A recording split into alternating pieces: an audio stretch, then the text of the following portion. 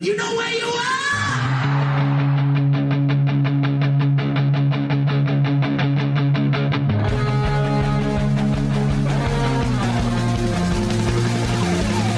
This is Appetite for Distortion.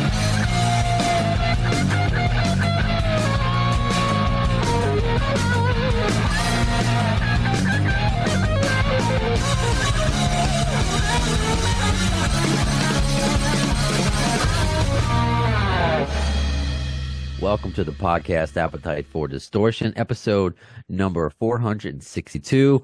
Mark, golly, 460, you're getting it done, man. I know, I'm trying, and that's why it leads me to interview you, Mark Morton of Lamb of God. I mean, this is why I keep doing it. Let's go. Right on. So, first of all, congratulations on your new book, Desolation, a Heavy Metal Memoir. And, you know, I'm a metal fan, so I was just excited to learn about, your history and just the way you make music. But I am a big proponent of talking about mental health and addiction and recovery. Well, I mean, I am 8 years sober from alcohol. I'm in therapy. I often talk about the stuff on my podcast. So congratulations. Thank you. And I just wanted to thank you for talking about it, because I know it can be difficult. Was it difficult to talk about this stuff? With all the stigmas, especially in heavy metal, these old tropes about, you got to be a man. You can't, talk about your feelings. How was it to write this book for you? So I appreciate the question, Brandon. I think that pretty early into this process, I made a decision that I was pretty good at sticking with, where I was just going to be genuine. And there are certainly some things that I left out, mostly to protect and respect other people. But in terms of my experience, it only worked for me if I was genuine. So once I flipped that switch, there were a couple things in the book, the ones you would probably imagine that were difficult to navigate in terms of writing about. But for the most part, I just kind of poured it all out. So I think this past week, building up to the book release, I've been a little prickly, a little antsy, because I feel, now is when I feel it, when it's releasing. Writing it, I was just writing it. I'm in a hotel room on tour, I'm on the tour bus, or I'm on an airplane, or I'm in my office at home, or whatever, writing. That was safe. So now, I think this week I've been a little bit edgy, because now I'm going to, pull my pants down for everybody. It's hard, man. Yeah, I really wasn't sure how I would ever share some things I've been through. I mean, I always feel it's important for me, since I know a lot about you and you're putting your story about there, for the person I'm talking to know a little bit about me. I lost my dad 11 years ago to depression, and it's like, how do I navigate life? How do I talk about that? And, people like you who talk about it, who are out there, I know it's been a few years, but I mean, I'm so sorry about the loss of your daughter. I mean, I have a 1-year-old. I can't even imagine. So, I mean, just the fact that you're here now, while you may feel prickly and stuff, it's an inspiration, I think, for your fans and people to speak up and to show that there is life after trauma. Yeah, thank you. And, I don't think that I have a prescribed message that I want people to take from this. There are parts of the story that I may feel were relevant and powerful that may not connect with some people, and other parts that I may think are kind of matter of fact that hit people. I've learned that with music. Certain songs that I take a certain way, or that I wrote from a certain perspective, hit people differently. So I don't think that I am trying to curate someone's experience with the story. I think there's several stories kind of intertwining at once in the book. Some of it is that trauma stuff. Some of it is my experience with addiction and recovery a day at a time. And then some of it is the story of a band that was, no one would have guessed to have reached the commercial success that we did. And so all those things are happening at once. Some of it's really funny, some of it's really sad, some of it's uncomfortable. And so, like I said, I don't think I'm necessarily trying to direct someone's takeaway from the book. I think there's enough in there where, the reader will find something that they connect with. Right on, right on. And yeah, I think just sharing the story overall, not necessarily having, okay, this is what I did, these are the guidelines that you should do. Just sharing it sometimes is just enough, and that helps. But sorry, you look like you were about to say something. No, yeah, I was gonna say I don't have the guidelines to anything. I just have my experience. I can tune a guitar pretty decent. Right on, right on. You mentioned also it kind of ties into, I think it ties in the book, and it's funny that it ties directly into my podcast theme. If you can't tell by the podcast name, Appetite for Distortion, and you see the GNR stuff in the back. Slash is in your book, and you talk about not only just being, if you can kind of, not without giving anything. I mean, well, I guess it's a story that's already out there. How Slash tried to help you get sober. If you could talk about that a little bit. Yeah, there's not much to it. I didn't actually check with Slash before I wrote that part of the book, so I hope he doesn't mind me sharing that story. Maybe I should have reached out, but I don't think it's anything. Slash has been pretty open about his experience with some of these things, and so when I was trying to get sober, and well before I was able to accomplish any kind of sustained sobriety or recovery, but Slash was very helpful. He's very compassionate, very kind, and made himself available to me with some insight and perspective that he shared. And I think, let me add to that I think, Slash and some other people who have been open about their experience with addiction. I'm the kind of person that has to think something's cool to want to pursue it, because see, I have a low self-esteem, so I want you to think I'm cool, and because I'm not sure that I am, right? So if something's cool, I'm going to chase it because I want to be that. And people like Slash, who's cool, and people like others, I could name a list, but that put themselves out there and shared their story and shared their experience, made it look cool, made sobriety look cool to me. And I'm grateful for that, because that's part of what it took. I'm just being genuine. It's not an intellectual decision. Addiction's not an intellectual issue. Some of the smartest people I know are addicts and alcoholics. People that aren't addicts and alcoholics tend to overlook that. It's not a matter of reason or in my experience, rational thinking or intellect.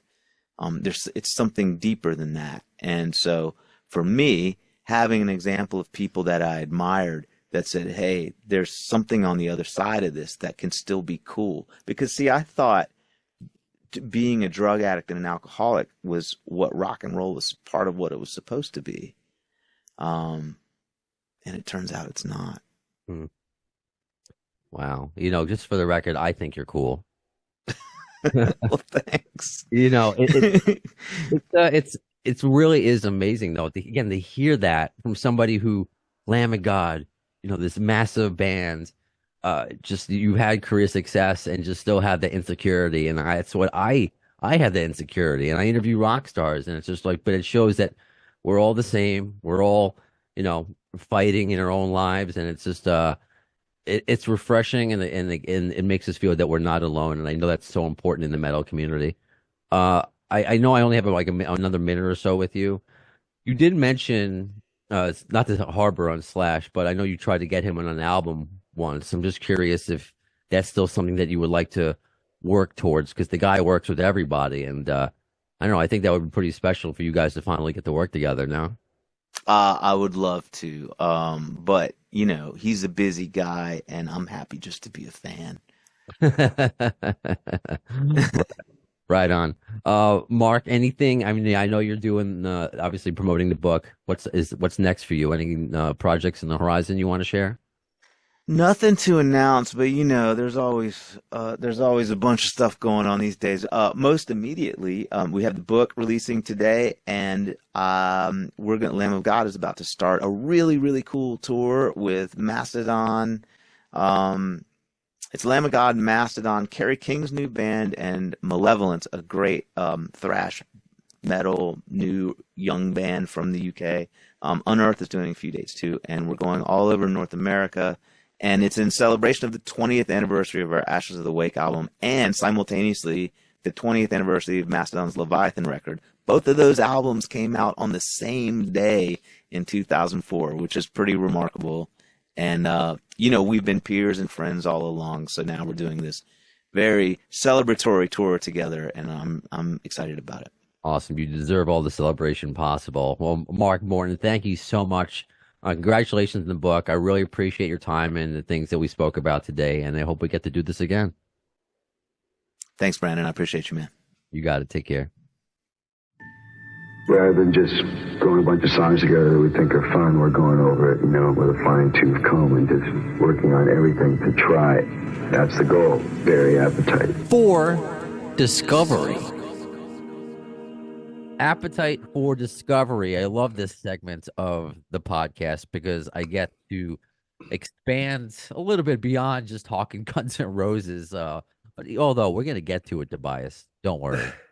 That's the name of the show. But here I've discussed with you and my listeners Appetite for Discovery, where we meet bands that we may not know, but we should know. And what's really interesting is your story, because if you go back to the late 80s, we might know you and Nestor. Am I saying that though? By the way, or is it there? Because I know you're Swedish, correct? Yeah, we're Swedish. No, you're correct. Nestor is perfect. Sounds Okay. great. All right. Yeah. I wanted to make sure it didn't have any sort of, Swedish tint to it that I'm missing. So it's just Nestor. No, it's Nestor. It's a bit different where we play. If we're in Norway, that's a different kind of pronunciation. And if we're like in America, which you said it, Nestor. But Nestor is the way it should be pronounced. Oh, well, how would you say it in Norway? Nestor. Nestor. Okay. Nestor. I like that. See, okay. So I'm glad I asked. I'm going to say it Nestor because I could barely speak English, let alone another language. So it's cool because, and I recommend anybody listening to this, if you can, take a pause and go on YouTube and watch Nestor's video for Victorious, because it's gonna pump you up. Like it's in my head. I rewatched it, not just because I'm a hockey fan, by the way, because it's just total Rocky vibes all the way around. And by that I mean just kind of feel good, epic, kind of it belongs in a movie soundtrack. The riffs are killer, your vocals are killer.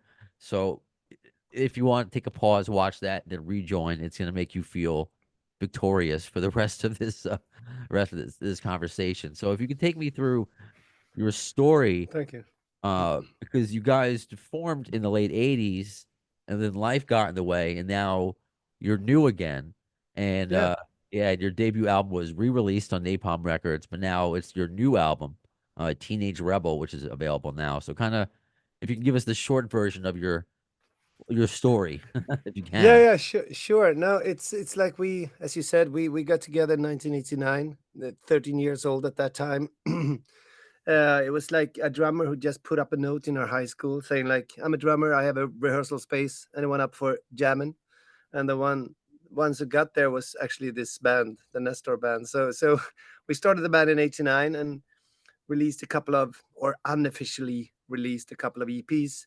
But then 95, somewhere, life came in between, education, girlfriends, cut your hair, get a job kind of a thing. So we never said that we took a pause or broke up the band or anything, but like sand running through your fingers a little way. So we just went separate ways. And then I've been in this business since then as a songwriter and a music producer. So when the pandemic hit, I was sitting here. I live in Spain nowadays, and we got really tough confinements here. So I was sitting at home playing the piano, and for some reason I ended up just, I want to know what love is, or is this love that I'm feeling? Just 80s songs for some reason.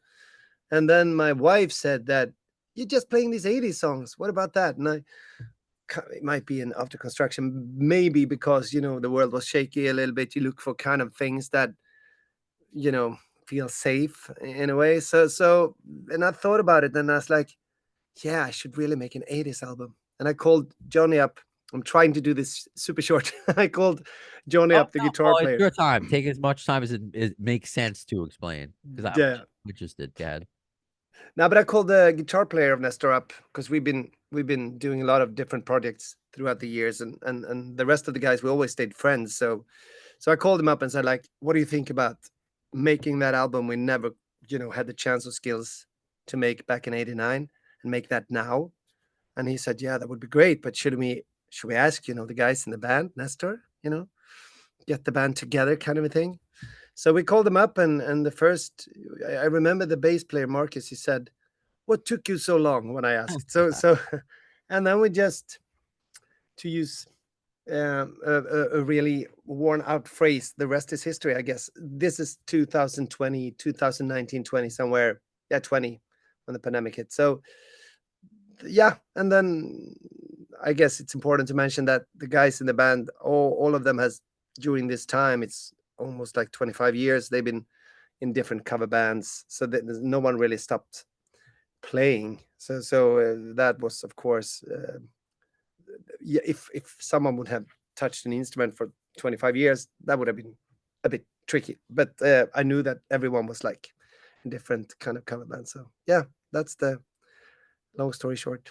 That's cool. Unfinished business. Yeah, All the album that, but of course it isn't. It's a Teenage Rebel. So that sounds, again, it's in my head. So if you did pause and victorious, I mean, this is kind of a victorious thing to kind of live through and accomplish something that started. So I didn't realize that 13, yeah, and of course life gets in the way. Girls, that's when you and all yeah. at that point. So what did you? Well, I guess you mentioned that you stayed with music. So what have you done? Because that's a long time, 13. Yeah, So what have you, your own bands or working and producing other people? What have you typically been doing, Esther? I've been doing like quite a lot of musician in Sweden do. They started producing other artists. I did some songs for Britney Spears, to Kylie Minogue, to a lot of Swedes, a lot of German artists, and released tons of albums. I managed to win a Swedish Grammy. Had a couple of hits. So I lived the life as a music producer, sitting in my studio where I'm right now, even though back then it was in Sweden, but still, that's what I did. So for a long, long time, and then of course had a couple of different projects myself. One of those were called Straight Frank, which Johnny was a part of, the guitarist. So yeah, and all of a sudden there was like 25 years passed like this, and then yeah, we got the band together. And now I don't do any songwriting for anyone else, or it's just Nestor now. So it feels great. Yeah, I was going to ask you. That feels great because you've been spending this time working with other people, and then just to focus, I guess, on your own thing. So Nestor is last name of one of the dudes. Is that where it comes from? No, it's not actually. It's just it's such a boring story. But the thing is that we had this comic book from the, I think, '80s, which is, I think, from the Netherlands from the beginning, which is about this interviewer. His name is Tintin, and it's very political, but it was very popular in the '80s. And his best friend is Captain Haddock, and Captain Haddock's butler was called Nestor. So that's where we got it from. It was like, I don't even think that someone said that's a cool name. It was just, what about Nestor? Okay, Nestor, that would go. We'll leave it for that. And then, yeah, and I we like never the changed it. randomness. I like the randomness of that. That's better Yeah, than yeah, having someone's it just being someone's last name or someone's name. That it's just yeah, random. Tintin. I know it's interesting when you hear that in different countries. I think there was an old cartoon with a dog. yeah. This is the one. Milo is the name of the Oh, dog. Yeah, this is the right. You're talking about the same same thing. thing. Okay. Oh, all right. So okay. Interesting. Wow, interesting. See how far of a reach certain things go.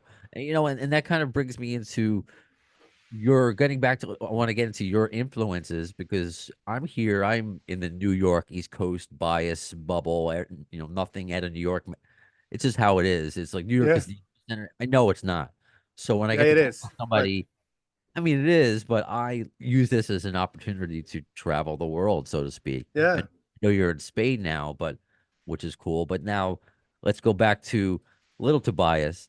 And what was the kind of music that you were listening to? And was it popular, then? Because maybe being rock was popular where I was growing up, but it wasn't, you were still a little bit of an outcast. Rock is always Yeah. an outcast label. So what were you listening to? What was the scene like for you growing up in Sweden?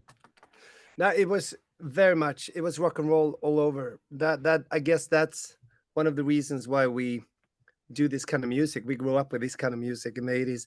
I should tell you that in hindsight, the beauty of Sweden is that we were influenced by America, the whole scene of everything from the movies to the rock scene to the pop scene or whatever. But we're quite close to, back then, the Soviet Union, Russia. It's like a far stone throw away, kind of. So we got the DDR thing from them, the grayness, the harsh things, and we got the kind of neon light, if I can say that, from US, the Hollywood vibe. So with that said, I was super inspired by the East Coast bands like Kiss, of course, the 80s Kiss, I have to admit, like, Animalize, Asylum, that kind of bag, and also Bon Jovi, New Jersey. So those were big inspirations, but also Van Halen, uh, more, Foreigner, Journey, but they were never really like, the biggest influences were Kiss, Bon Jovi, and Van Halen, and a Swedish band called Europe as well, that were quite big in the day, as well as bands like the West Coast, Toto, Chicago, that vibe as well. But in Nestor, we all were like, what got us together, and the first song we jammed, I think, was Heavens on Fire with Kiss from Animalize. So Nice. that's where I come from the East Coast, basically. Yeah. Okay. Oh yeah, by proxy, sure. Yeah. I totally understand that. And that's still, I can't wait, when my son really starts to appreciate music and they introduce him to all this 80s stuff that I still, Yeah. it's I because I'm a little bit, I like to think, because I was born, because you I guess mentioned Rocky before. I was born around Yeah. the time as Rocky 3 though. So I was born 83. Wow. So I Yeah. mean, my wheelhouse though was the early '90s and grunge, but my Mm. heart still always goes to that epicness of Yeah. the '80s. And some of the bands that you mentioned. Now it's as I was listening to watching your videos, it's like your voice is a combination of, has that Van Halen with a little bit of Mm. like Sammy, Yeah. uh, the Sammy part of it, not the Van Hagar, Huh. and I would hear Steve Perry. It's Yeah. like Thank you. Yeah. it's like a mix of that, and then you mentioned Europe. It's like with that, if Europe had a baby with Survivor, like it's Yeah. just all of this. Like so, it's like everything I absolutely dig. So, what's been the response of? Have all your friends when you were 13? Are they all excited that, like, oh, all these years later, or are you have like a new fan base? Like how are they've all been waiting. I thought Guns N' Yeah. Roses fans were waiting a long time. Yeah. Yeah. Yeah. Yeah. Fans. No, but it's funny that you mentioned that, because of course we got it nowadays. Even though we're not the biggest band, but still we tour the world. And the other day we played Sweden Rock for 35,000, in the audience. It's kind of, we're getting bigger and bigger. But back in the day we were just this local, garage band. But the beauty of it is that we have our own festival. We're doing it the third time in a row this year, called Nestor Fest, which we do in our hometown of Falköping, which is a small town in Sweden with a population of 20,000, really small one. And the beauty of it is that back then it was a lot of small town mentality. Don't believe that you're something special, kind of a thing. And you should not believe that you should become this rock star, cut your hair and get a job, all that stuff. But nowadays, when we're back, almost 50 years old, playing these shows, or the Nestor Fest, every year, it's been sold out for 2 years, and we're doing it the third time in a row. As I said, the beauty of it is that me standing on stage playing a song, and I, scream from the top of my lungs like, "Falköping, are we still your sons?" And the audience go like, "Yeah!" So nowadays there's so much love, and I guess just for the fact that it's been 25 years since we actually kind of stopped, and now we're back, and I think this little town is very proud of that. Yeah, on top of all the success that you've already had, is very cool. And it seems like there was a missed opportunity to call it Nestorful instead of So Instead of mm, Nestor Fest. Combine yeah. it, a Oh yeah, Nestorful yeah, yeah, yeah. instead of a Nesterful. festival. No, that's Ah, bad. I Nest. told We you, were bad puns. Yeah. no, we actually thought about that. So we were into that. We done like we have a kind of a what do you call it? A competition for younger bands. It's called Nestor Next, which is like they can compete to get one of the slots at this festival. And we have next year, which is in Swedish, it's Nestor. It's next year kind of thing. So we do a lot of these puns as well, which I love. Yeah, So the dad jokes were of yeah, age. yeah, yeah. But we're both dads, so I guess we yeah, we're cool with it. Yeah, no, I've loved dad jokes since I was a kid. Now I have an excuse, that actually Yeah, my yeah, yeah. dad. Of course, I'd be remiss. We mentioned all these '80s bands. I mean, if you look behind me, Appetite for Yeah. that.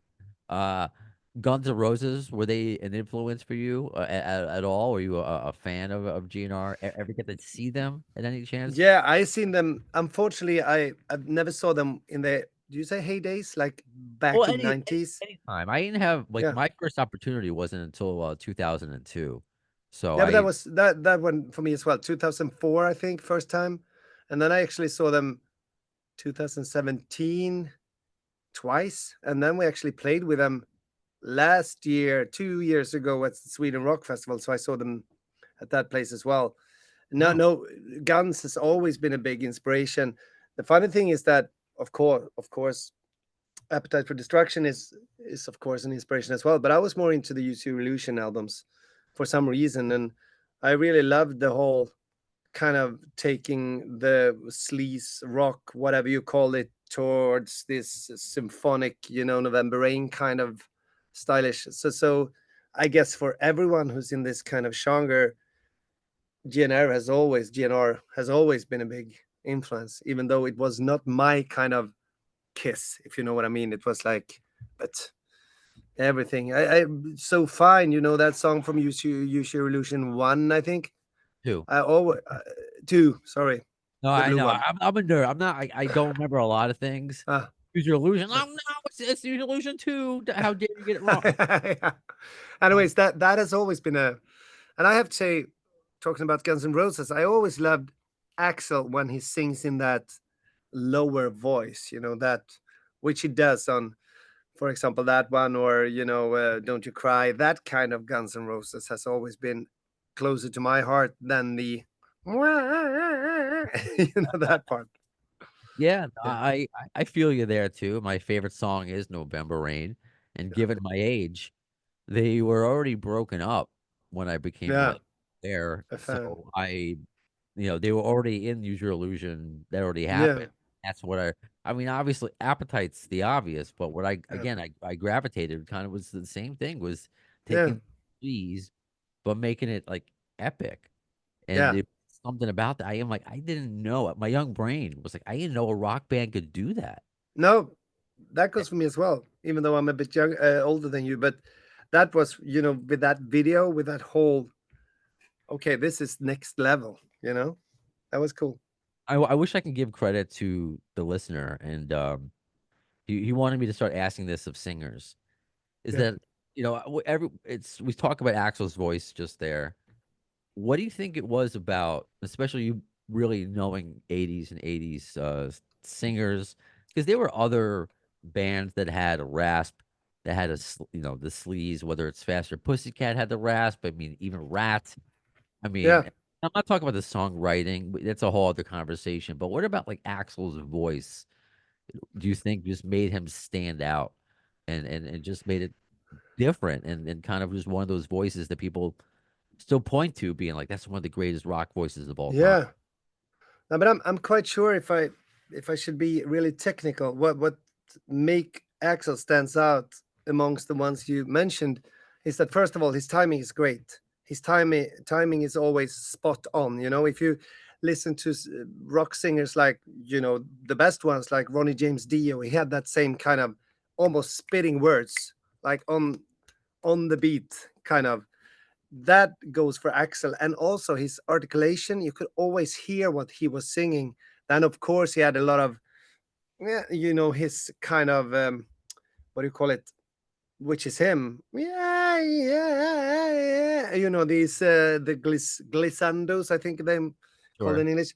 So I think, but what most people don't understand is that he was a great singer I say was, but he still is. But what I've heard last couple of years isn't that great. But still, the timing, because a lot of these bands, it's like, especially when you listen to rock singers or hard rock singers from the 80s or 90s, they're so behind the beat. They're like, there was a part where everyone was singing like, in this day, but you fall.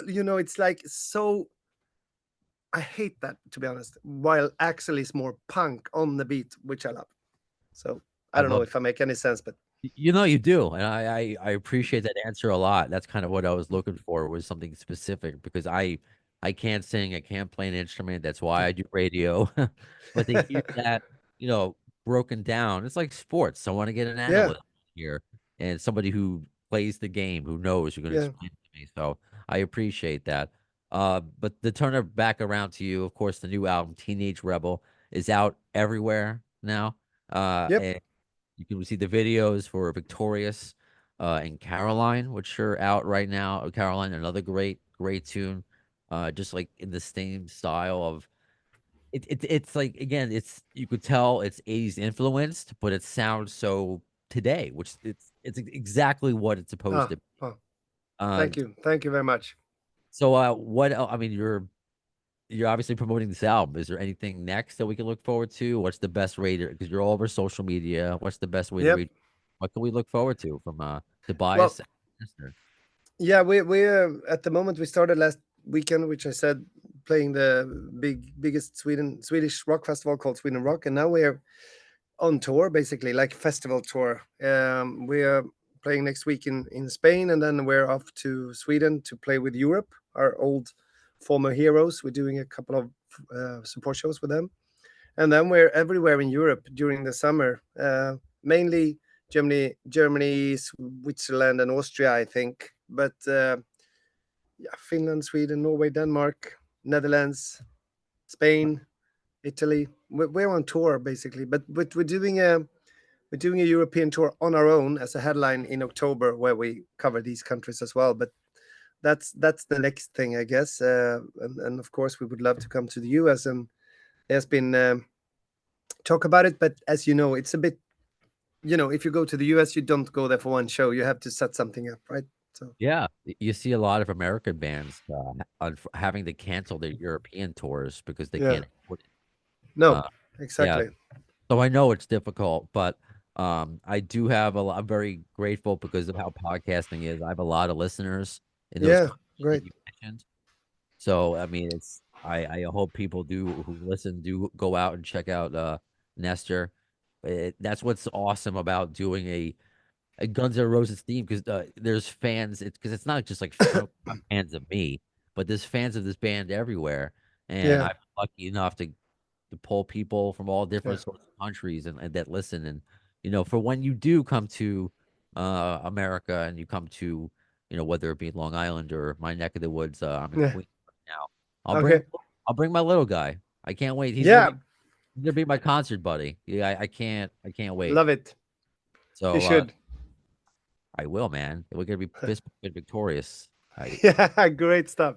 telling you. Love So to. Tobias, thank you so much for your time. Thank you. It's been a pleasure. So that does it for this episode of Appetite for Distortion. When will you see the next one? In the words of Axl Rose concerning Chinese democracy, I don't know if soon is the word, but you'll see it. Thanks to the lame ass security, I'm going home.